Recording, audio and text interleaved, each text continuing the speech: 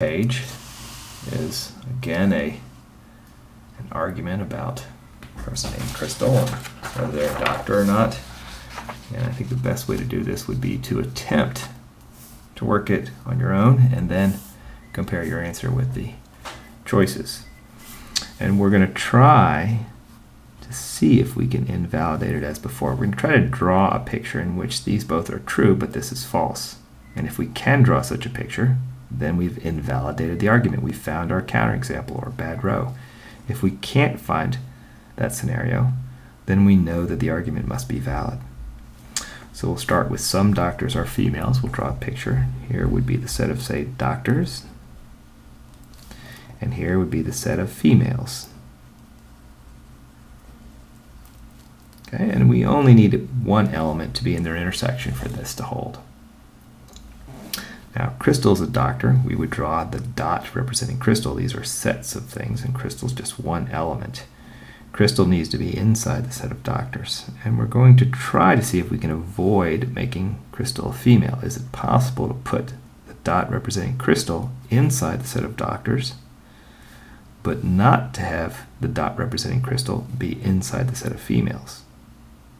And you can see if I was to put that dot right there and call that dot Crystal, that we can see that we've satisfied that Crystal's a doctor, but it's not true that Crystal's a female. So let's see. Some doctors are female. Check. Is Crystal a doctor? Check. Is Crystal a female? Well, that's false. Okay, so we've met the true, true, false. Okay. And so we have that this is invalid by our counterexample. That is, we have a situation in which the premises are true and the conclusion is false. Invalid. So let's look at the choices then. Okay, the choices are, well, certainly we can eliminate this one. It says it's valid. And right off the bat, I think answer A is going to be our choice. And we can see that in this case, answer C shows that it's invalid, and we can ignore the answers where it's valid. Answer C shows where it's invalid, but it doesn't meet the premises quite right. So I'm going to take answer A. It's invalid, and there's our counterexample. Okay. Let's look at the last two problems here. First one is, which of these will guarantee an argument is valid? Well, remember, an argument is that the premises imply the conclusion. That is the argument. So the argument is a giant implication. And if that's always true, then the argument's valid. So the answer here would be C. And the last one is an argument. We're asked to determine what its diagram would be and whether it's valid or invalid. Okay, you have to take 2 math classes or 2 science classes. Well, if we call you have to take 2 math classes P and you have to take 2 science classes Q, then the first premise is P or Q. Okay, so we have P or Q certainly there. You took 2 math classes, that's P. And the conclusion is you didn't take 2 science courses, that would be not Q.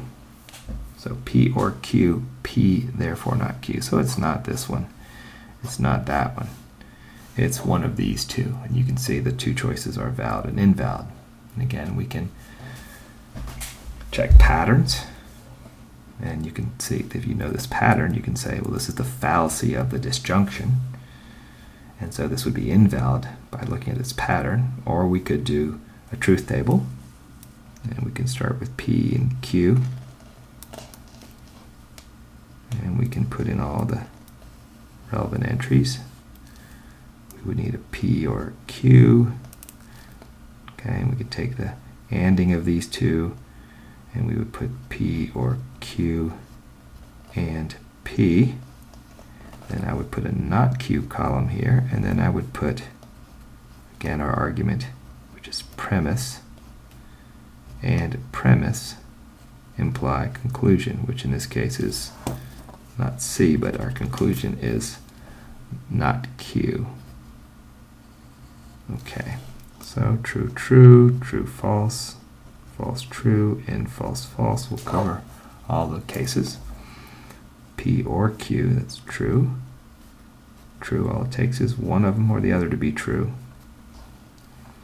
Now we're going to take P or Q and P, so it's true and true, true and true, true and false, false and false.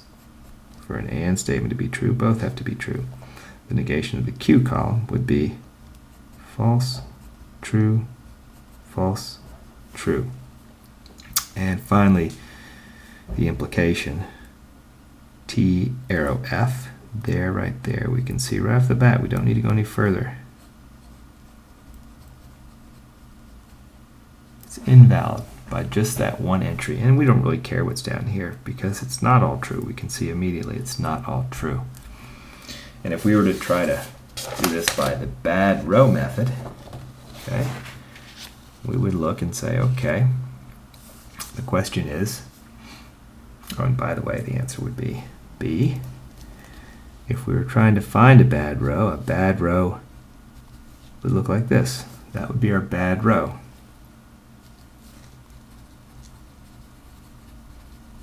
Okay, so we're going to check to see if we can find a bad row. And again, there's only 4 possibilities here. True, true, true, false, false, true, and false, false. Okay. Well, according to this, we see that not Q should be false. Well, if not Q is false, then Q itself should be true. So we want to consider only cases where Q is true. So we only need to consider those 2 cases, and we can ignore the cases where Q is false.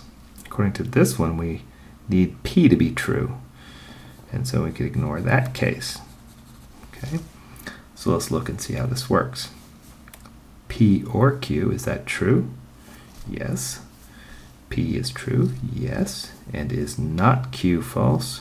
Yes, we have found our bad row. We do have a bad row.